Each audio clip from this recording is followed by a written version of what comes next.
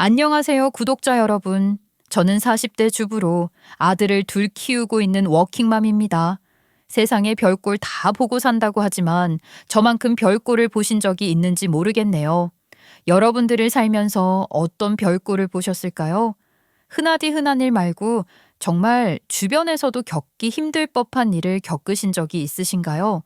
제가 겪은 일은 어떻게 보면 알면서도 당하게 되고 주변에서도 흔하게 있는 일이기도 합니다만 제가 해결을 한 방법은 주변에서 보기 힘든 일일 것 같다는 생각이 드네요.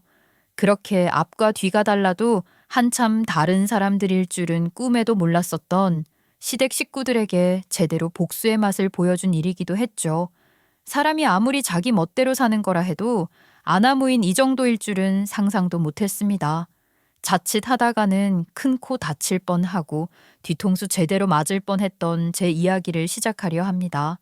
같이 분노를 해주신다면 즐거울 것 같네요. 결국에는 정의가 승리한다는 것을 제대로 보여줄 수 있었거든요.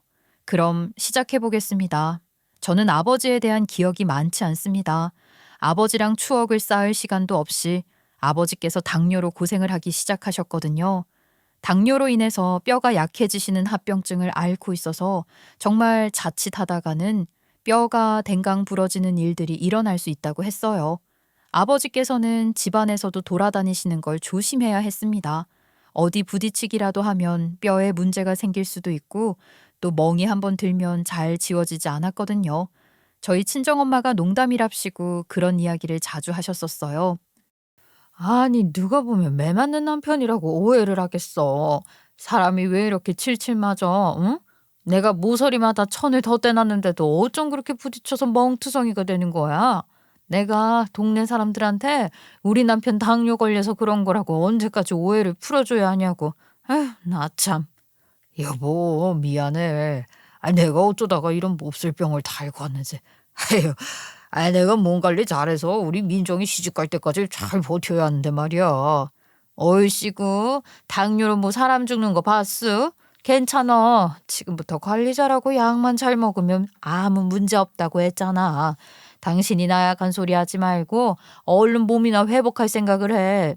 괜히 집안에서 설치다가 지난번처럼 침대 모서리에 발가락 부딪혀서 뼈에 금 가면 안 되니까 말이야. 아버지께서는 순박하셨어요. 친정엄마의 구박에도 늘 웃으시면서 임자 덕분에 호강하고 산다고 하셨거든요. 저희 아버지는 글을 쓰시는 분이셨는데 젊었을 때는 무슨 상도 받고 그러셨었대요. 출간하신 책들이 유명하진 않지만 그래도 소소하게 팔려나가고 있기도 했고요. 방에서 햇빛도 잘 안 보시고 글만 쓰시던 아버지다 보니까 아무래도 체력이 많이 부족하셨고 그 때문에 당뇨를 앓으시면서부터 더욱더 힘들어 하시게 되었죠. 사실 당뇨라는 게 멀쩡한 사람이 걸려도 먹을 거 조심해야 하고 합병증 조심해야 하고 신경 쓸 게 많잖아요. 키가 178cm인데 몸무게가 고작 58kg 밖에 나가지 않는 저희 아버지께서는 당뇨로 무척이나 힘들어 하셨습니다. 그런 아버지께서 매일매일 해주시던 일이 있었는데 바로 제 머리를 빗겨주시는 것이었어요. 내가 어릴 적에 동화책인지 소설책인지 모르겠지만 책에서 봤는데 머리카락을 이렇게 빗질해주면 잠이 잘 온다고 하더라. 두피 건강에도 좋을 것 같고 말이야. 내가 평생 우리 민종이 머리를 빗질해줄 수 있으면 참 좋을 텐데. 아휴, 이게 얼마나 가려나. 아버지께서는 제가 초등학교 5학년일 때부터 당뇨를 앓으셨고 점점 더 말라가셨어요. 아무래도 먹을 것을 조절해야 했기 때문이었을 거예요. 그래도 저는 그런 아버지의 다정함이 좋았습니다. 아버지께서는 늘 저에게 사랑한다고 말을 해주셨었거든요. 사실 딸은 아버지보다는 엄마랑 더 친한 법 아니겠어요? 저도 같은 여자이다 보니까 엄마랑 더 친하게 지내면서 고민도 털어놓고 그랬었는데 아버지가 아프시면서 일도 그만두시고 집에 계시게 되다 보니까 자연스럽게 아버지랑 더 이야기를 많이 나누게 되더라고요. 아버지가 일을 그만두신 이후부터는 어머니께서 나가서 돈을 벌어오셔야 했거든요. 아무튼 저는 친정부모님과 정말 돈독하게 지냈습니다. 늘 제가 귀한 꽃 같다면서 소중하게 대해주시는 아버지 덕분에 그리고 강인하게 가정을 지켜주시는 어머니 덕분에 저의 유년 시절은 부족함 없이 행복했거든요. 게다가 아버지께서는 오랜 시간 근무하셨던 회사의 임원직까지 올라간 주축 멤버였기 때문에 퇴직금도 많이 받으셨고 또 사장님께서 직접 아버지를 찾아와 수고했다며 보너스를 주고 가시기도 했어요. 저희는 그 두둑한 돈을 들고 아버지가 조금이라도 병원을 편하게 다니실 수 있도록 병원 가까운 동네로 이사도 오게 되었습니다. 그런데 운 좋게 그 동네가 집값이 어마어마하게 뛰더라고요. 아버지께서는 집을 팔고 생활비를 더 넉넉하게 쓰자고 하셨지만 어머니께서 딱 잘라 거절하셨어요. 우리가 지금 뭐 생활비가 부족하겠어? 내가 벌어서 당신 약값 떼고 애 조금 더 크면 취직해서 돈도 벌어오고 할 건데 뭐가 문제야. 일단 학업에 집중해야지. 여기만큼 학군 좋은 곳도 없고 앞으로 집값이 얼마나 더 오를지도 모르는 건데 일단 학교 다닐 때 자꾸 전학 다니는 거 좋지 않어. 앉은 자리에서 공부 열심히 해야지. 그렇게 저는 열심히 공부를 했어요. 솔직한 말로는 더 열심히 했어야 했죠. 제 목표가 의사였거든요. 언젠가는 아버지의 병을 말끔하게 고치는 의사가 되겠다는 목표를 가지고 공부를 했지만 저는 의대 진학에는 실패를 하게 되었습니다. 대신에 약대를 가게 되었어요. 성적이 아주 조금 모자랐거든요. 약대를 나온다고 해서 절대로 밀리지는 않았기 때문에 저는 언젠가 제 약국을 가지겠다는 목표를 가지고 열심히 공부를 했습니다. 그렇게 대학을 졸업할 때까지 아버지의 건강은 좋아지지도 나빠지지도 않은 채로 쭉 유지를 할 수 있었어요. 저랑 친정엄마는 그것만으로도 너무 감사했죠. 제가 대학을 졸업하고 약국에 취직을 해서도 친정엄마께서는 여전히 일을 하셨습니다. 친정엄마는 인쇄사무소에서 일을 하고 계셨는데 오랜 시간 근무를 하셔서 그런지 잔뼈가 상당히 굵으셨죠. 제가 약국에서 근무를 한다고 해서 친정엄마께서는 생활비를 저에게 온전히 기대지 않으셨어요. 그리고 열심히 모아온 돈으로 인쇄소를 오픈하셨습니다. 이제는 일가의 직원이 아닌 사장님이 되신 거죠. 그때부터는 저희 가족의 숨통이 확 트였어요. 어머니 인쇄소 장사가 꽤 잘 되기도 했고 제가 일을 하니까 생활비가 더욱 넉넉해졌죠. 그렇게 우리 세 식구 어떤 고난과 위기가 있어도 잘 헤쳐나가자 생각하며 서로에게 의지가 되어 주었습니다. 그런 저에게도 꽃피는 봄이 찾아오게 되었으니 제가 결혼을 하게 되었습니다. 아버지께서 그토록 바라셨던 저의 결혼이었죠. 아버지의 몸이 점점 쇠약해지고 있었기 때문에 사실 하루라도 빨리 결혼을 해서 아버지께 잘 사는 모습을 보여드리고 싶었어요. 하지만 마땅히 결혼을 할 사람이 있어야지만 결혼도 가능하지 않겠습니까? 저 혼자서 결혼을 할 수 있는 것도 아니었고요. 게다가 약사로 일을 하면서 얼마나 바쁘던지 정말 친구들 만날 시간조차 없었어요.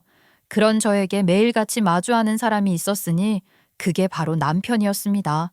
남편은 제약회사에서 근무를 하는 직장인이었는데 약국에 약을 납품하러 다니는 기사였어요. 차량에 약품을 싣고 다니면서 약국에서 주문을 하면 가져다 주는 그런 일을 했죠. 저희 약국이 대형 병원 옆에 있는 약국이어서 그랬을지 모르겠지만 약이 사라지는 속도가 어마어마했거든요. 그래서 남편을 자주 마주칠 수밖에 없었죠. 게다가 제가 신입이나 마찬가지라서 남편이 약품을 가지고 오면 수량을 체크하고 확인하는 일을 했기 때문에 더욱 더 자주 마주쳤어요. 그러다가 자연스럽게 말 한두 마디 트게 되고 밖에서 밥도 먹고 하다가 결혼까지 하게 된 것이었습니다. 남편은 성실하게 일을 하는 사람이었고 누구보다 제 마음을 잘 알아주는 사람이라고 생각했어요. 저희 아버지가 많이 아프시다는 걸 알게 되고 나서부턴 회사에서 직원가에 싸게 파는 영양제들을 수도 없이 챙겨주었거든요. 전부 당뇨에 관련된 약품들이었기 때문에 저는 세심한 남편의 행동에 감동을 하게 되었죠. 물론 저도 약사니까 영양제 같은 건 싸게 구할 수 있긴 했지만 남이 챙겨주는 건 또 다른 느낌 아니겠어요? 아무튼 남편이랑 결혼을 하게 된 이후에 친정에서는 사위 사랑을 수도 없이 보여주셨죠. 사위가 놀러 온다고 하면 씨암탉이라도 잡을 기세였거든요. 내가 우리 딸이 이렇게 번듯한 남자랑 결혼을 하게 되어서 얼마나 기쁜지 몰라.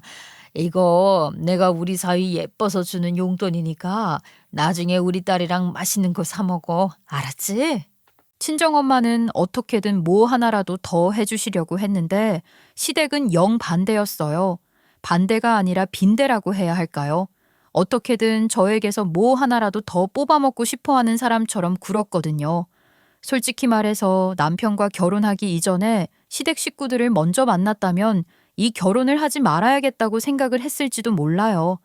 어디서 주워들은 건 많으신 분들이라 약사가 돈을 잘 번다는 걸 알고 계셨죠. 물론 자기 약국을 열어야 많이 버는 거긴 하지만 그래도 저는 대형 병원 옆에서 꽤 장시간 근무를 해왔기 때문에 월급이 괜찮았거든요.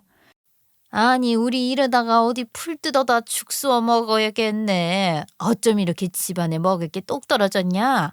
아, 너희 마트 갈 때 우리도 좀 불러라. 너네 가는 김에 쌀이랑 먹을 거 몇 가지만 좀 담아오자. 집에 그렇게 먹을 게 없어요? 아니, 아버지가 벌어오는 월급은 다 어쩌고. 에라이 이놈아, 집에 돈이 어딨어.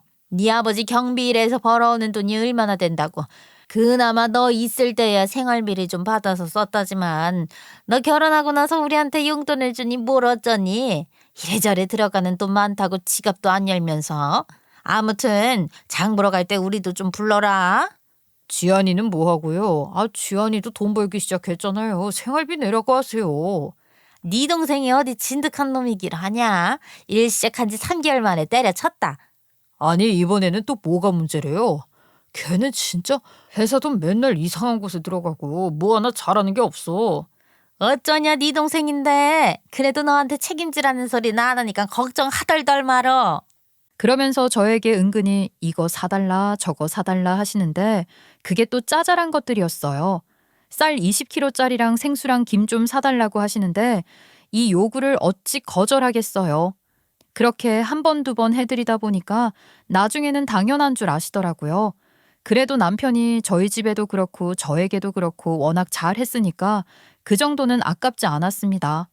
그런데 언제까지 그렇게 짜잘한 것만 부탁을 하겠어요? 나중에는 큰 걸 바라시더라고요. 결혼한 지 3년 차가 지났을 때 시댁에서 저에게 TV를 바꿔달라고 하시질 않나 냉장고가 시원찮다고 우리 집 냉장고가 부럽다고 은근히 압박을 주시더라고요. 당연히 다 무시했죠. 3년간 수도 없이 겪은 거지 근성 때문에 아주 이골이 났거든요. 거기다가 도련님이라고 하나 있는데 어찌나 망나니인지 사회생활을 제대로 하지 못하는 사람이었어요. 학창 시절에도 소위 말하는 일진이니 뭐니 그런 거였다고 하던데 그래서인지 회사도 어떻게 꾸역꾸역 들어간다 쳐도 3개월 이상 일을 하는 꼴을 못 봤습니다. 매일같이 지각을 하는 건 물론이고 상사가 시키는 일은 무시하고 맨날 칼퇴근해야 한다고 일을 다 끝내놓지도 않은 상태로 튀어버리는데 어느 회사에서 좋다고 월급 주면서 부려먹겠어요? 잘리거나 잘리기 전에 그만두거나 둘 중 하나뿐이었죠. 그런 도련님이 집에 당연히 생활비를 보탤 일이 없지 않겠습니까? 시아버지께서 경비일 하시면서 번 돈을 훔쳐가는 거면 몰라도요. 그러니 점점 더 저에게 약사 며느리 덕 좀 보자고 들러붙으셨죠. 남편이 은근히 눈치를 보면서도 제 지갑에서 용돈이 나가길 기대하는 것 같더라고요. 그것도 점점 야비하게 느껴졌어요. 결혼 3년 차가 지나니까 드디어 눈에 씌었던 콩깍지가 벗겨지게 된 거죠. 그런데 저에게 그런 빈대들의 부탁을 거절하지 못할 사건이 생기게 되었습니다. 저희 아버지께서 쭉 당뇨로 고생을 하고 계셨잖아요. 그러다가 잦은 골절로 인해서 고생을 하시게 되고 결국 병원에서 골수이식에 대한 수술을 진행하자고 하시더라고요. 저는 백혈병 같은 것에서만 골수이식이 진행되는 줄 알았는데 골절이나 골관절 질환을 치료하는 데도 사용된다고 하더라고요. 그래서 골수를 채취해서 이식을 해야 하는데 제일 첫 번째로 맞는 골수를 찾기 위해서는 가족이 검사를 해야 한다고 했어요. 저랑 엄마랑 검사를 진행했는데 일치하지 않다고 하더라고요. 골수 이식 수술을 해야지만 손상된 뼈를 고정시키고 새로운 뼈 조각을 이식해서 치유를 촉진시킨다고 하는데 발등에 불이 떨어진 것 같았죠. 장인어른 골수이식을 그럼 일반 사람들이 기증한 거에서 맞는 걸 찾아야 한다는 건가? 그러지 않을까? 조혈모 세포가 일치해야 한다고 하던데 조혈모 세포은행에 기증자 검색을 의뢰해야 한다고 하더라고. 거기에 있다고 확신을 할 수도 없고 제치하는 게 워낙 아픈 일이라 사람들이 잘 안 한다고 하던데. 그래? 그럼 혹시 모르니까 나도 검사를 한번 해볼까? 당신이? 영 혈연도 아니고 해서 괜한 짓 같긴 한데 정말 한번 해볼 수 있어? 그럼 내가 장인어른한테 얼마나 이쁨을 받았어. 당연히 장인어른을 위해서라면 할 수 있지. 나도 검사 한번 받아볼게. 남편은 저를 안심시키기 위해서였는지 모르겠지만 검사를 해보겠다고 했어요. 저는 괜히 고통만 느끼고 실망만 하게 될 것 같아서 말렸지만 남편은 그래도 가능성을 조금이라도 더 둬야 하지 않겠냐고 진행을 하기로 했고 정말 기적적으로 남편의 조혈모 세포가 우리 아버지에게 이식이 가능하다는 판정을 받게 되었습니다. 정말 너무 감사한 일이었어요. 결국 남편이 골수 이식을 진행했습니다. 한 번으로 끝이 날 줄 알았던 골수 이식은 2년에 걸쳐서 여러 번 진행이 되었고요. 그동안 남편과 저는 아이를 가지지 못했습니다. 어떤 일이 생길지 몰랐으니까요. 그렇게 저희 나이가 38살이 되었을 때서야 겨우 골수 이식이 끝이 났고 아이를 가질 준비를 하게 되었죠. 아니 정말 나는 손주를 빨리 보고 싶었는데 이게 무슨 일이람? 사돈어른 골수이식인지 뭔지 안답시고 몇 년을 버린 거야 도대체. 아 너희도 이제 결혼한 지 5년 차인데 이제 와서 아이를 언제 낳아 키우려고 그러니? 저희도 빨리 가질 수 있었으면 좋았겠지만 사정이 여의치 않았잖아요. 아이 그거 뭐 찾아보니까 급한 것도 아니라고 하던데. 아이 우리 손주 먼저 보는 게 급한 거지. 아휴 그래서 우리 아들 허리에 주사를 엄청나게 맞았었다는데 허리를 제대로 쓸 수나 있는 거냐? 사돈어른은 우리 아들 아니었으면 벌써 저 세상 갔겠네. 어머님, 또 무슨 그런 말씀을 하세요. 골수이식이라는 게 그런 거 아니야? 암 걸렸을 때 하는 거. 아니에요. 골수 이식을 통한 수술이 얼마나 많은데요. 저희 아버지 암 아니었어요. 아이 그것도 아닌데 왜 우리 아들한테 이런 고생을 시키고 그래? 아휴 이거 뭐 돈이 되는 일도 아니고 무료로 그냥 기증만 하는 거 아니냐? 시어머니 입에서 돈 이야기가 나오는데 솔직히 서운한 마음이 든다고 해도 저는 할 수 있는 말이 없었어요.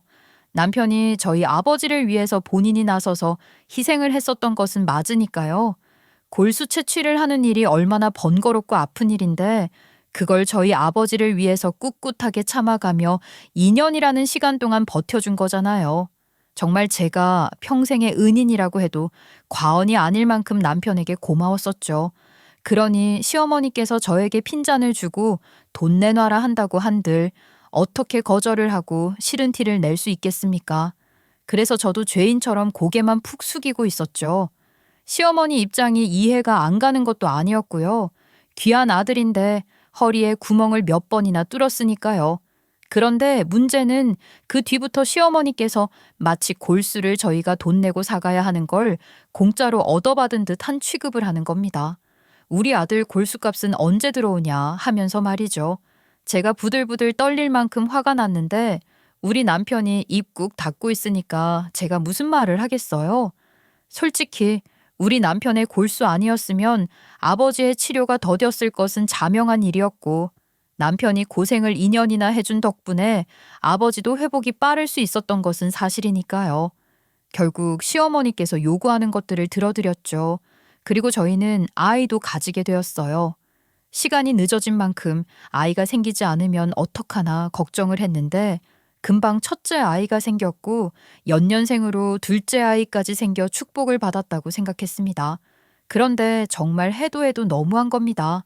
처음에는 이것저것 잡다한 것을 사달라고 했던 시어머니께서 어느 날부터는 생활비를 지원해달라고 하시더라고요.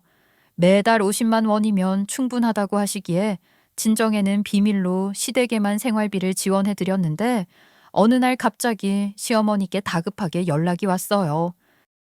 예, 너 돈 좀 있니? 내가 지금 급하게 2천만 원 정도가 필요한데 내 통장으로 당장 보내라. 네? 갑자기 2천만 원을요? 어머님, 그런 돈이 있다고 해도 적금으로 묶여있죠.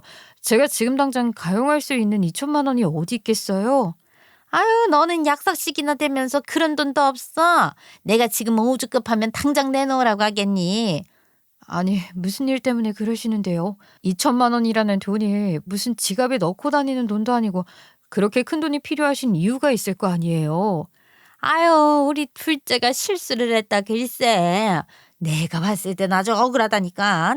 쌍방과 실인데 우리 아들만 덤튀기를 쓰고 있잖아. 아주 그냥 피해자가 2천만 원을 내놓으라고 하는데 그거 안 주면 깜빵에 쳐넣겠다고 하지 않니? 아니, 도련님이 무슨 짓을 하셨길래 감옥 이야기까지 나와요. 글쎄 이놈이 뭐 술을 먹고 싸움이 났나 봐. 이놈이 이거 학창시절에 운동선수였다는 건 너 알고 있지? 힘이 아주 장사란 말이다. 아유, 조절을 좀 했어야지. 근데 우리도 억울한 게 말이다. 상대방이 먼저 주먹을 휘둘렀는데 우리 둘째가 피하면서 한 대 쳤는데 이 턱뼈를 잘못 맞아서 어찌저찌 잘못됐다는 거야 글쎄. 수술도 해야 하고. 아무튼 너 2천만 원 당장 마련해 와라. 너만 믿는다. 어머님, 어머님. 그러면서 전화를 뚝 끊어버리는 게 아니겠어요? 저는 너무 당황스러웠죠. 당장 2천만 원이라는 큰 돈을 어디서 구한단 말입니까? 죽었다 깨어나도 그렇게 당장 쓸 수 있는 돈이 없었어요. 그리고 있다고 한들 받지도 못할 돈인데 다른 것도 아니고 도련님이 싸움박질을 해서 깽값을 물어주는데 그 돈을 써야 한다는 게 너무너무 싫었습니다. 도련님도 한두 살 먹은 아이가 아니라 벌써 30대 중반인데 매번 돈 없을 때만 아르바이트에 일용직 같은 거 뛰고 구체적인 미래 계획도 없을 뿐더러 돈은 얼마나 써대는지 답답했어요. 저희가 시댁에 드리는 용돈이 전부 도련님의 용돈으로 들어간다고 해도 과언이 아니었죠. 남편은 이 사실을 알고 있으면서도 제 눈치만 살살 보면서 묵과를 했어요. 아무래도 제가 버는 돈이 많다 보니까 제 눈치를 보긴 하지만 당연히 제가 용돈을 드리는 게 맞다고 생각하는 사람이었어요. 저는 그런 남편에게 지쳐갔지만 저희 아버지의 회복을 도운 게 다름 아닌 남편이라 남편에게 이러지도 저러지도 못했죠. 저희 아버지는 누구보다 소중한 사람이었으니까요. 골수이식이 또 언제 필요할지 모르는 거고 남편이 저희 친정에도 잘했기 때문에 이혼이라는 건 생각도 하지 못했죠. 결국에는 그 2천만 원 갚아줬습니다. 여보, 내가 정말 미안해. 그런데 우리 지안이 이렇게 깜빵까지 들어가게 되면 정말 아무것도 할 수 없는 애가 되어버리잖아. 우리 지안이한테도 기회를 줘야 하는 거 아닐까? 나는 우리 지안이가 이번 일로 정말로 정말 정신을 차릴 수 있을 거라고 생각해. 당신은 도련님을 믿어? 나는 솔직히 못 믿겠어. 내가 시집 온 뒤로 벌써 몇 년이야. 그동안 도련님이 제대로 된 회사에 다니는 것도 못 봤고 자기 앞가림 하는 것도 못 봤어. 아니 어떻게 고등학교 때까지 복싱을 했다는 사람이 사람 얼굴을 주먹으로 날려 글쎄. 지안이 이번에는 정말 정신 차릴 거야. 그러니까 여보야, 딱 한 번만 도와줘. 사정사정을 하는데 시어머니까지 저를 붙잡고 말을 하더라고요. 이번에 2천만 원 해주면 말이다. 내가 우리 아들 골수값 내놓으라고 무리한 이야기 안 하마. 우리 지연이 이대로 깜빵 가서 거기서 무슨 일이라도 생기면 어떡하니. 그러지 말고 가족이니까 눈 딱 감고 한 번만 도와주라. 내가 평생 잔소리 안 하마. 응? 우리 지연이 어떡해. 정말 골수값 이야기 안 하실 거죠? 저 그동안 그 말 때문에 너무나도 스트레스를 받았었어요. 그러니까 이제는 골수 가지고 감나라 배나라 안 하시는 거예요? 당연하지 당연하지. 우리 둘째 아들의 은인이나 다름없는데 우리 아들이 사돈 어른한테 한 것처럼 네가 우리 집안의 은인이 되는 거다. 그 말에 저는 홀라당 적금을 하나 깨서 도련님의 깽값을 물어주었어요.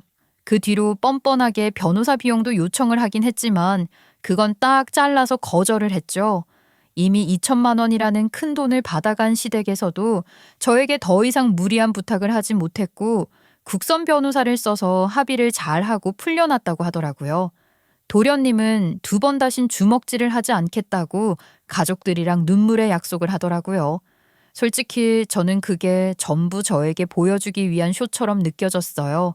막말로 지가 잘못해놓고 울면서 주먹질을 하니마니 그게 너무 볼썽사납잖아요. 이미 시댁 식구들에게 정이 다 떨어져 버린 저는 그런 모습을 보는 것도 역겨웠습니다. 제가 이 상황에서도 버틴 건 우리 아들과 남편의 골수이식 때문이었어요.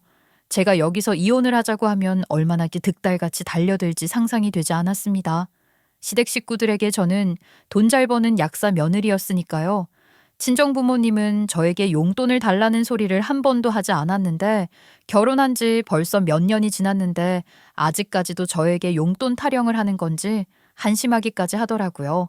그렇게 저는 점점 시댁 식구들과 어울리지 않으려고 거리를 두면서 지냈습니다. 하지만 시련이라는 것은 금방 또 다가오더라고요. 골수이식을 여러 차례 진행하며 회복을 하고 있다고 생각했던 아버지께 또 다른 합병증이 발병하면서 아버지께서는 더 이상 버티지 못하시게 되셨어요. 키가 178cm이신데 몸무게가 40kg대까지 떨어질 정도로 당뇨로 고생을 하셨으니 이만하면 살 만큼 살았다는 말이 아버지 입에서 저울로 나오게 되었죠. 결국 호스피스 병동에 입원을 하고 계시다가 눈을 감게 되셨습니다. 아버지의 장례를 치르는데 어찌나 눈물이 줄줄 나던지 이제는 정말 이 세상에 내 가족이라고 부를 사람이 엄마밖에 없다는 생각이 들었죠. 남편이 매번 시댁 편을 들고 있으니까 남이 편이라는 생각이 들더라고요. 장례식장에서 그렇게 아버지의 마지막을 정리하고 있는데 시댁 식구들이 전부 조문을 왔더라고요. 아이고, 안 써던 마음이 참 무련하시겠습니다. 병 안에 오래 있던 분이시라 안 써더니 챙겨야 할 것이 많았을 텐데 이제는 수발 안 들어도 되니까 속이 후련하시죠? 예? 아니 사돈, 그게 무슨 말씀이십니까? 저는 병수발 드는 게 하나도 어렵지 않았습니다. 저희 남편 병수발이라면 얼마든지 들 수 있으니 지금이라도 숨이 붙어 있으면 하는데 아유, 어떻게 장례식장에 와서 그런 말씀을 하십니까? 아이고, 아유, 제가 말실수를 한 겁니까? 저는 당연히 병수발을 들었으니까 지쳐 있을 거라고 생각을 했었지요. 아니면 뭐 아쉽게 됐습니다. 식사는 어디서 합니까? 저는 정말 시어머니가 미친 줄 알았어요. 누가 봐도 눈이 퉁퉁 부어서 슬퍼하고 있는데 속이 시원하겠다는 말이 나오겠습니까? 정말 기가 막히더라고요. 사람이 얼마나 몰상식하면 저런 소리를 아무렇지도 않게 내뱉을 수 있을까 싶었지요. 정말 무례한 행동이 아닐 수 없었습니다. 그런데 시어머니 이 차전을 하시더라고요. 저한테 쓱 오시더니만 농담이랍시고 말도 안 되는 소리를 하시는 겁니다. 저는 저랑 싸우자는 건 줄 알았어요. 예. 저 사돈 어른이 돌아가시는 바람에 우리가 더 이상은 골수이식도 못 해주고 그만큼 돈도 못 받게 생기지 않았겠니? 아유, 지금 생각해보면 사돈 어른이 조금 더 사셨으면 어땠을까 하는 생각이 다 든다. 그래도 저 이영정 사진 보니까 신수는 훤하시던데 호상 아니냐? 이 정도로 지극히 간호받고 돌아가셨으면. 어머님, 지금 그걸 말이라고 하세요? 어머님은 상식이 없으신 거예요? 호상이라니요. 저희 아버지가 얼마나 고생을 하시면서 투병을 하셨는데 가족들에게 조금이라도 민폐 끼치지 않으려고 스스로 얼마나 속단하셨던 분이셨는데요. 호상이라는 말이 아무렇지도 않게 하실 수가 있어요. 제발 어디 가서 함부로 입을 열지 마세요. 어머님이 그럴수록 다른 가족들이 난처해지는 거라고요. 왜 그렇게 상식 없이 행동을 하세요? 뭐야? 상식이 없냐고? 아니, 어떻게 지 시어미한테 상식으로 운운하면서 말을 해? 왜? 너도 내가 학교를 다 마치지 못했다고 무시하고 싶은 거야? 아니, 어떻게 그렇게 심한 말을 할 수가 있냐? 내가 틀린 말을 한 것도 아니고. 남들도 이렇게 생각할 텐데 뭘 그래? 그런 생각을 한다고 해도 혼자 속으로만 하겠죠. 어머님처럼 입 밖으로 꺼내는 사람이 어딨어요. 그리고 어머님이 학교를 어디까지 다녔든 그게 무슨 상관이겠어요. 여기 장례식장인데 영정사진을 보면서 신수가 훤하다고요? 정말 어머님 같은 사람이랑은 대화도 하기 싫어요. 가세요. 아니 여보, 그래도 우리 엄마가 조문하러 온 건데 가라고 하는 건 너무한 거 아니야? 가족끼리 이런 걸로 기분 상해서 그러는 건 좀 아니지. 우리 어머니가 실수했다고 해도 집에 가라는 게 말이 돼? 당신도 너무한다. 서로 사과하고 끝내자. 먼저 기분 상하게 한 게 누군데 내가 왜 사과를 해? 당신도 제정신이야 지금? 나한테 사과라는 말이 나오냐고. 그리고 내가 여기 어머님 오라고 한 적 있어? 없잖아. 괜히 사람 속 뒤집어 놓지 말고 가시라고요. 그러니 시어머니도 기분 나쁘다는 듯이 중얼거리면서 사라지더라고요. 나중에 보니까 부조도 5만 원 했더라고요. 저는 남편이랑 진심으로 갈라서고 싶었습니다. 하지만 지금 이혼을 하자고 하면 결국 저만 나쁜 년이 될 것 같더라고요. 골수이식 받을 때는 꾸역꾸역 참고 살다가 아버지 돌아가시고 나니까 이용해 먹고 버리는 거 아니냐는 소리를 들을 것 같았어요. 예전에 이런 걸로 소송이 걸린 사례도 있더라고요.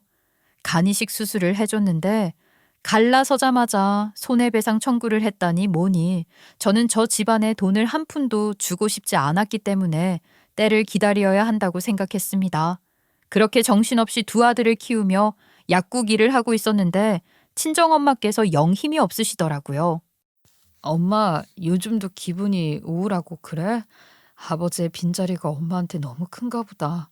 우리 아버지 죄 많은 사람이네. 우리 엄마를 이렇게 외롭게 만들고 말이야. 그러니까 말이다. 아휴, 네 아버지가 말수도 없고 뭐 움직임이 많은 사람이 아니었음에도 불구하고 이렇게나 빈자리가 크게 느껴진다. 집에 누가 있고 없고의 차이가 꽤 크게 나나 봐. 아유, 다 늙어서 이제 외로우면 어떻게 하나 싶다. 의지할 사람도 없고. 아유, 왜 의지를 할 사람이 없어? 내가 있잖아. 엄마, 우리 둘이 잘 의지하면서 버텨보자. 응? 내가 아빠 대신해서 엄마에게 의지가 되어줄 테니까. 너는 네 가정 생각해야지. 우리 손주들이랑 같이 두런두런 살면 참 좋으련만. 그럼 우리 합칠까?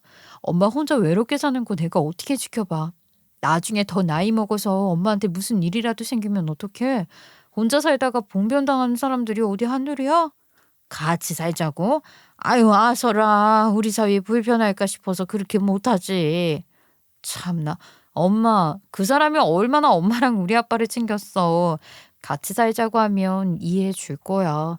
집을 큰 집으로 얻어서 불편할 거 없이 살자고 하면 되지. 그럼 그러지 말고 얘 이렇게 하는 건 어떠니? 같은 공간에서 살면 솔직히 나도 좀 불편하고 말이다. 편안하게 쉴 수나 있겠니 내가? 아예 뭐 빌라처럼 건물을 지어서 나 1층 살고 너네 2층 살고 하면 좋지 않겠어? 주택을 짓자는 거지?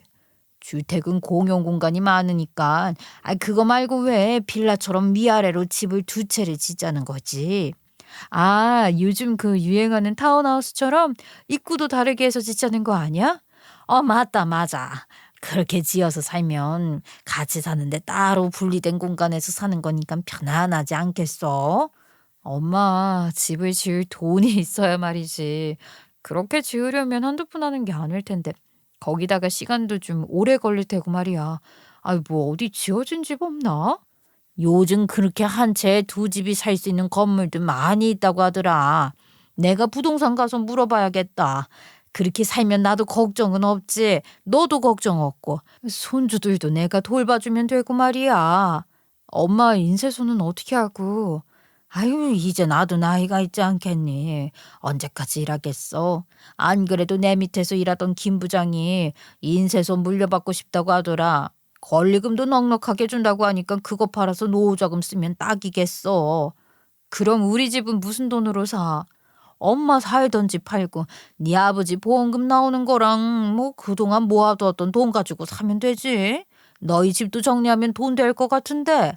아이, 그러네. 집 팔고 아버지 보험금도 나오는구나. 그러면 뭐 얼추 괜찮은 집은 구할 수 있겠다. 그 애한테 한번 말해볼게. 엄마랑 그렇게 꿈 같은 이야기를 나누고 남편에게도 설명을 했죠. 집을 짓는 건 시간이 오래 걸리니까 타운하우스처럼 한 건물에 딱 두 채 있는 집을 사서 리모델링 조금 해서 현관주 출입구만 손을 보면 좋지 않겠냐고 하니 남편이 곰곰이 생각을 하대요. 그러더니 좋은 집 있으면 그렇게 하자고 말을 하는 겁니다. 저는 옳다쿠나 친정엄매에게도 말을 했고 저희는 바로 부동산을 알아보기 시작했어요. 그러다가 마침내 마음에 드는 집을 찾게 되었죠. 리모델링이 조금 필요하긴 했지만 전체적으로 다시 짓는 게 아니라 부분만 지으면 되는 집이라서 입주 기간도 딱 맞을 것 같았어요. 친정엄마가 일단 가진 돈으로 계약을 걸었고 나머지 잔금은 2번에 나눠서 넣기로 했죠. 저희 집도 정리를 하기로 했습니다. 어차피 제 명의로 대출을 받아서 제가 갚고 있었던 집이었기 때문에 남편은 별 신경도 쓰지 않았어요. 그렇게 이사 날짜까지 다 받아놓고 집 공사가 끝나기만을 기다렸습니다. 1층 집은 거실이 크게 나 있고 방이 3개가 있었어요. 2층은 거실이 조금 좁은 대신에 방이 4개가 있었죠. 아이들에게 방 하나씩 주고 남는 방에는 짐들을 넣어두면 딱이겠다 싶었습니다. 그렇게 이사 날짜만 기다리고 있었는데 친정엄마 이사 날짜가 하루 늦춰지게 되었어요. 집을 처리하는 문제에 있어서 잠깐 세입자와 트러블이 생기는 바람에 나머지 돈을 처리하고 이사를 하신다고 하루가 밀리게 되었죠. 저희가 하루 먼저 입주를 하게 되었는데 저희 이삿짐 트럭 말고 한 대가 더 와 있는 게 아니겠어요? 저는 이게 무슨 일인가 싶었죠. 그래서 이삿짐 트럭 앞에 다가갔습니다. 어머, 이건 무슨 짐이에요? 우리 친정엄마 짐을 먼저 보냈나? 이상하다. 엄마는 내일로 이사 날짜 미루면서 짐도 내일 다 보낸다고 하셨는데. 이 짐이요? 저쪽에 계신 분들 짐인데 어디 가셨지? 이미 집 안에 들어가셨나 보다. 저는 순간 쎄함을 느꼈습니다. 저쪽에 계신 분도 아니고 분들이었잖아요. 직감적으로 일이 단단히 틀어졌다는 생각을 지울 수가 없었죠. 서둘러 1층에 들어가 보니까 기가 막힌 광경이 눈앞에 펼쳐져 있더라고요. 거실에서 창밖을 바라보며 감상을 하고 있는 시어머니, 시아버지, 그리고 도련님이 있지 않겠습니까? 아니, 어머님이 여기서 뭐 하세요? 지금 저희 집 이사하는 거 도와주러 오신 거예요? 어? 아니다. 여기 우리가 쓸 거잖니. 우리 짐 들어온 거 못 봤어? 1층은 우리가 쓸 테니까 2층은 너희가 쓰면 딱이지 않겠니? 아니요. 1층은 저희 친정엄마가 쓰실 공간인데 누구 마음대로 지금 1층을 쓰시겠다고 하시는 거예요? 아이, 누구 마음대로라니. 여기 집 살 때 우리 아들 돈도 들어간 거 아니야? 너희가 결혼 생활에 벌써 몇 년을 했어? 한 15년 넘도록 했나? 그랬잖니. 그동안 둘이 같이 돈도 모으고 대출금도 같이 갚았을 텐데 당연히 우리 아들 지분도 반은 있는 거지. 그러면 우리가 1층을 써도 되는 거 아니겠어? 이 집 명의 제 명의로 되어 있는데요. 그래서 그게 뭐가 중요해? 너희가 부부인데. 아무튼 1층은 우리가 쓰마. 방도 딱 3개라서 하나씩 쓰면 딱이겠구먼. 그러면 저희 엄마는 어디서 지내시고요? 같이 살고 싶다고 하셨다며? 2층에는 방이 4개라고 하던데 너희 부부방에 애들 방 하나씩 준다고 해도 방 하나 남잖냐? 그 방 쓰시라고 해라. 하나는 창고나 다름없는걸요? 방 크기도 작아서 짐도 다 안 들어가요. 아니, 그것보다 제가 왜 설명을 해야 하는지 모르겠지만 일단 짐부터 빼세요, 어머님. 얘도 참, 그 놓친 애 혼자 됐는데 무슨 짐이 그렇게 많이 있겠어. 뭐 너네 친정아버지 짐이라도 다 들고 오신다니? 부정타게. 적은 사람 짐 가지고 오는 거 아니다. 어머님, 당장 집 비우시라고요. 지금 누구 허락도 없이 짐을 다 가지고 오신 거냐고요? 누구 허락? 아니, 내가 내 아들 집에 오겠다는데 무슨 허락이 필요하다는 소리야? 아들 집이 아니고 제 집이라니까요. 우리 엄마랑 저랑 돈 내서 산 집이라고요. 일단 짐부터 빼세요. 아니, 어떻게 이런 황당한 짓을 하세요? 그게 어떻게 네 돈이냐? 우리 아들 돈도 포함이지. 그러니까 우리도 여기에 짐 두고 2다리 뻗고 잘 권리 있다. 정말 답답해 죽겠네. 당신이 말을 좀 해봐. 이게 어떻게 된 상황이야? 아니, 그게 실은 우리 집 말이야. 그거 쫓겨났어. 전세였는데 전세 자금을 계속 야금야금 빼다 썼거든. 지안이 이놈의 자식 변호사 비용도 그렇고 오갈 곳 없는 우리 엄마 아빠 내 동생을 어떻게 해 그럼. 엄마 말대로 1층은 우리 식구들이 살고 2층에서 장모님 모시고 살면 되지. 우리 엄마도 나 없이는 못 살겠다고 하잖아. 뭐라고?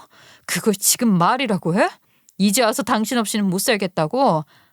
그래서 막무가내로 짐부터 드린다고? 아니, 어떻게 형평성에 어긋나게 장모님만 모시고 살아? 우리 식구들은 식구도 아니야? 같이 살면 북적거리고 좋은 거지 뭐. 우리 엄마 나 없이 안 된대.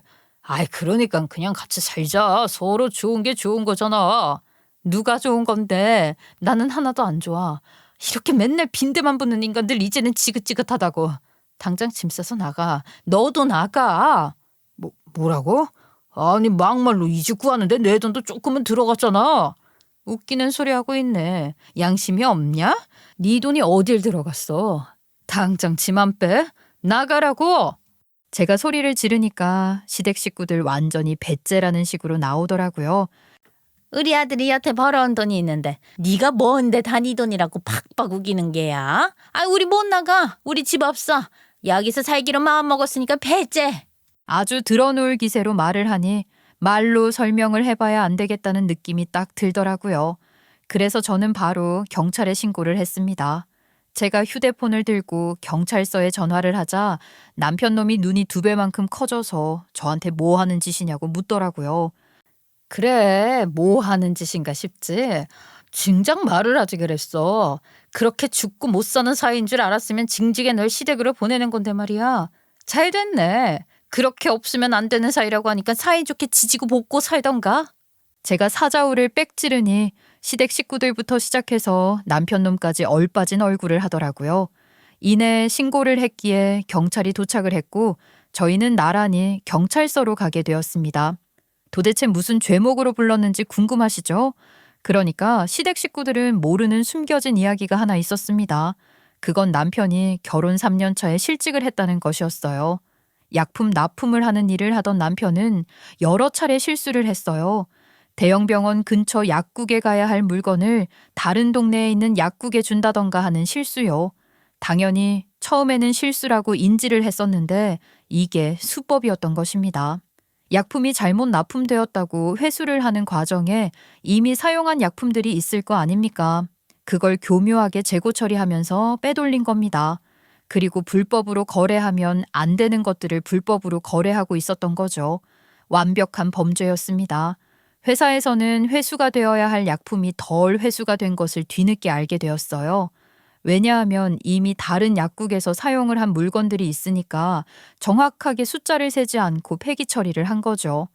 남편은 이 허점을 이용한 거고요. 결국에는 들통이 나서 해고를 당했는데 이게 사회적으로 큰 문제가 되면 남편이 일하던 제약회사에도 불똥이 튀니까 최대한 쉬쉬하면서 남편을 자르는 것으로 마무리를 한 것이었습니다. 그러니 남편은 실직자였죠. 원래도 저보다 버는 돈이 적었던 남편은 본인 용돈, 시댁 용돈, 생활비 이렇게 3가지로 돈을 털고 나면 수중에 남는 게 없었습니다. 대출금은 모조리 제가 갚는 것이었죠. 거기다가 남편이 무리를 일으키고 해고를 당하면서 직장을 구하지도 않고 집에서 탱자탱자 놀기만 했죠. 게다가 2년 동안은 골수 이식 때문에 몸이 피곤해서 일을 못하겠다고 뻗팅겼거든요. 가족들에게는 쪽팔려서 일을 하고 있다고 둘러댔는데 사실은 3년 차부터 실직자였고 남편이 벌어오는 돈 없이 제 돈으로 생활을 하고 있었습니다. 그 와중에 시댁에서 돈을 달라는 요구들도 있었고 뭘 사달라는 요구들도 끊임이 없었죠. 무려 2천만 원까지 쥐어주지 않았겠습니까?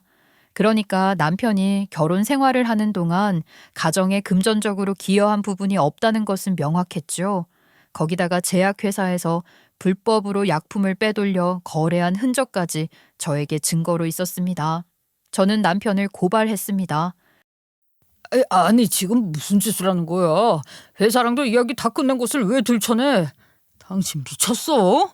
나 약사야. 약사의 사명감으로 약품을 그렇게 불법적으로 다뤘다는 거 묵과할 수 없지. 아니 지금까지는 조용히 입 다물고 있다가 이제 와서 왜 이러는 거야? 너무 속보인 짓 아니야? 아니 우리 엄마 아빠 쫓아내려고 일부러 이러는 거잖아. 여태까진 양심이 털난 채로 살았지만 이제는 그렇게 못 살겠다 왜? 내가 우리 애들 그리고 나의 가정을 지키기 위해서 참아왔는데 더는 못 참겠다고. 너 같은 거랑 못 살아. 그리고 너도 벌 받을 게 있으면 받아야지. 아니, 아유 며느라가야 이게 무슨 짓이냐. 서로 좋게 좋게 양보해서 살면 됐지. 아이 거참 혼자 뭐가 그렇게 잘났다고. 양보는 왜 맨날 저만 해야 하는데요? 그리고요, 이 인간만 깜빵 보낼 거 아닙니다. 어머님, 아니, 이혼할 거니까 할머니도 깜빵 보내버릴 거라고요. 그게 무슨 소리냐? 아 나는 죄 지은 게 없는데 무슨 죄로 깜빵을 간단 말이야. 지은 죄가 왜 없어? 나한테서 가져간 돈이 얼만데. 이 인간이 3년 동안 벌어온 돈보다 훨씬 많은 돈을 빼앗겼는데. 그리고 그뿐인 줄 알아? 웬 마음대로 내 집에다가 짐을 들여? 그거 무단 점유미 불법 침입이야. 무단 점유에 불법 침입? 아이고 가족끼리 무슨 이게 말이 되는 소리냐? 어? 그지, 우리 엄마랑 나랑 지분 가지고 있는 집이거든. 너희 명의는 그 어디에도 없는데 누구 마음대로 짐을 옮겨? 내 명의로 된 등기부 등본이라도 보여줘? 내가 소유하고 있는 그 집에 내 동의 없이 당신이 들어온 거야말로 불법 점유라고. 내 허락 없이 거주하는 게 불법이라고. 등기부 등본에도 떡하니 나와 있어. 그러니까 이 인간이나 당신네들이나 이사 올 권리가 전혀 없는 거라고. 그리고 임대차 계약서 입주 절차 서류 그런 거 없잖아. 내 허락 없이 불법적으로 들어온 거 불법 침입에도 해당된다고. 아이고 얘 가족끼리 무슨 그런 걸 따지고 앉아있어. 치사하게. 니들만 잘 먹고 잘 살겠다고? 가족? 이제 남이 되기로 결심했는데 무슨 개똥 같은 가족이야. 얼어 죽을. 이혼할 거라고. 이혼. 저 인간 깜빵 들어가면 무조건 이혼이야. 형사님들, 이 인간들 이사하는 과정도 제 허락 한 번 없었어요. 그러니까 주거 침입의 불법 점유 혐의로 고소할게요. 배운 게 없으니 그런 법이 있다는 것도 처벌을 받을 수 있다는 것도 모르는 눈치였죠. 한참 실랑이를 벌이고 있는데 친정엄마께서 경찰서에 들어오셨습니다. 저희 친정엄마는 저보다 순해 보여서 만만했던 건지 시어머니가 갑자기 큰 소리를 치대요. 아니 사돈 도대체 자식교육을 어떻게 시켰길래 지 시애미를 고소한다는 말을 합니까? 우리 아들 집에 들어가는 건데 불법 침입은 무슨? 우리 아들이 여태까지 빼준 골수값이 얼만데 집 하나 못 쓰게 한답니까? 예? 사돈, 아니지. 이 미친 여자야. 골수값이 어째? 그 골수를 기증이 아니라 팔아치우는 것도 불법이야. 니들이 여태까지 내 딸한테 받아간 돈 골수값이라고 생각했지?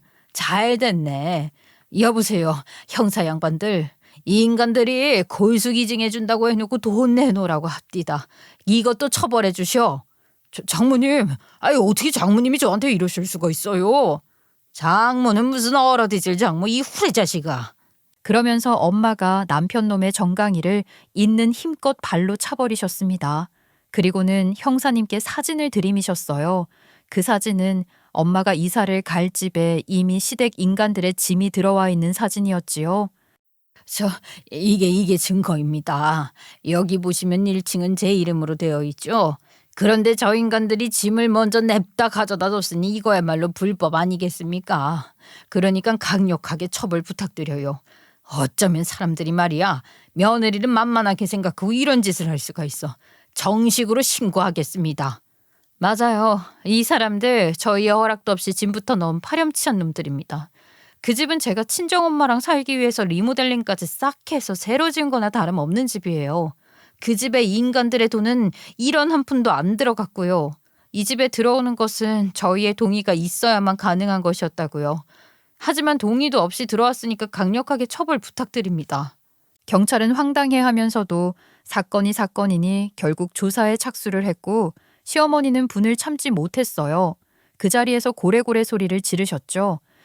엄마나 내 아들이랑 같이 사는 여자가 산 집에 내가 왜 못 들어가? 그게 왜 문제가 돼? 아들이 나랑 살고 싶다고 내가 아들이랑 살고 싶다고 해서 들어가는데 왜? 거 조용히 좀 합시다. 아니 다 늙어서 왜 이렇게 고집을 부리세요? 며느님 말이 틀린 게 없는데 이 집은 아드님이 아니라 며느님의 소유입니다. 법적으로도 충분히 문제될 수 있는 상황이라고요. 더 이상의 무단 점유는 불법이고 처벌까지 피할 수 없습니다. 그 말에 시댁 식구들 합주기가 되더라고요. 처벌이라는 말이 무섭긴 한가 보더라고요.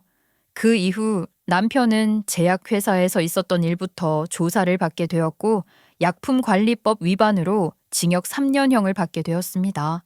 시댁 인간들과 남편 놈이 불법 점유를 한 것에 대해서는 벌금형이 나왔고요. 하지만 전 벌금형도 좋았어요. 그 인간들 집조차 없어서 저희 집에 무작정 짐부터 들인 것이었는데 벌금형이 나왔으니까 얼마나 지옥 같겠습니까? 결국 그렇게 끔찍하게 아끼던 첫째 아들은 감방에 들어가서 저에게 바로 이혼 소송까지 걸렸고요. 저는 일부러 정신을 차릴 수 없게 한 방에 모든 소송을 휘몰아치게 했죠. 그래야 이 사건 저 사건 아주 지옥이지 않겠습니까? 이 와중에도 사고뭉치인 둘째 아들은 여전히 탱자탱자 빌어먹고 산다고 하더라고요. 시아버지란 사람은 경비 일을 하면서 혼자 돈을 벌어다가 다 큰 아들들 뒷바라지하고 있는 거죠. 얼마나 답이 없는 상황입니까? 그렇게 믿었던 큰아들이 감방에 갈 줄은 상상도 못했을 겁니다. 가게 된다 하더라도 둘째 아들이 가게 될 줄 알았겠죠. 풍비박산이 난 전 시댁 식구들은 오갈 곳이 없어서 쉼터를 전전긍긍하고 있다고 하대요. 그나마 전 시아버지는 경비실에서 격일로 먹고 자고 하니 버틸만 한가 본데 전 시어머니는 거지들 속을 해서 아주 죽으려고 한다고 하더라고요. 저를 찾아와서 파리처럼 빌더라고요. 아이고, 내가 정말 잘못했다. 이대로는 죽어도 못 살겠다. 얘, 나한테 어떻게 50만 원이라도 줄 수 없냐? 내가 어디 달방이라도 넣어야지. 남편이 벌어오는 돈은 죄다 벌금으로 빠져나가고 최저 생활비도 못 받는 처지란다. 아유, 제발 한 번만 살려다오. 내가 진짜 앞으로는 네 눈도 안 마주치 마. 네가 가는 길을 그림자도 안 밟으마. 그러니까 딱 한 번만 도와주렴. 제발, 내가 너 아니면 부탁할 사람도 없다. 내가 그동안 못된 짓만 한 건 아니잖니. 아이, 제발. 예, 애미야, 제발. 하지만 저는 끝까지 용서하지 않기로 했습니다. 골수이식 덕분에 고마웠던 마음이 커서 어떻게든 갈라진 금을 붙여 살아보려 했지만 역시 사람은 고쳐 쓰는 게 아니더라고요. 다 떨쳐버리고 난 뒤 아이들 키우며 약국에서 일을 하며 저는 정말 지금 인생에 만족하고 있습니다. 저는 평생이 가도 돈 벌어먹고 살 능력이 되니까 애들이나 잘 키워보려고요. 감방에서도 양육비는 줘야 한다고 하대요. 바로 양육비 청구 소송 들어갈 예정입니다. 앞으로 더 처절하게 지옥을 맛보게 해주려고요. 그때까지 마음이 지치지 않도록 여러분들이 응원해 주시면 감사하겠습니다.